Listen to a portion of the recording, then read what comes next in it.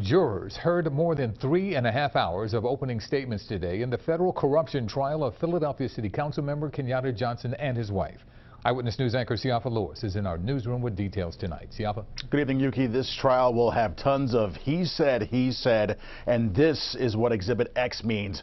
What we will not hear are taped conversations which aid the prosecution's case, a smoking gun, if you will, as the government tries to prove that City Councilman Kenyatta Johnson and his wife Dawn Chavis are each guilty on 2 federal bribery counts, facing up to 40 years each in prison.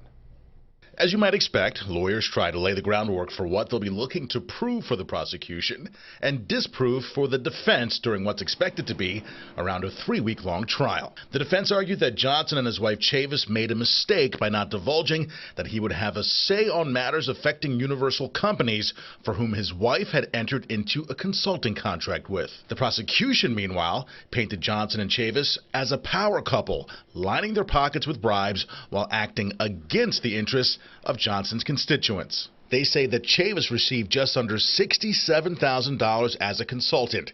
In return, they say Johnson used his council seat to twice help the company, which is a South Philly development nonprofit, which also runs charter schools. Johnson, they added, pushed through zoning legislation which allowed Universal to sell a property which they purchased for just under $300,000.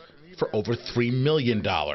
Additionally, he intervened on another plot of land as the city was preparing to revoke Universal's ownership of it. The defense countered. They say it makes no sense for Universal to have bribed Johnson because he's long been a proponent of affordable housing and charter schools, just like Universal. The defense also argued that the accusations against Chavis, who's been an education consultant, political campaign advisor, and an advocate for charter schools, are sexist, insulting, and demeaning, and they say she more than earned the money Universal paid her. In the newsroom, Siafa Lewis, CBS 3, Eyewitness News. Okay, Siafa, thank you.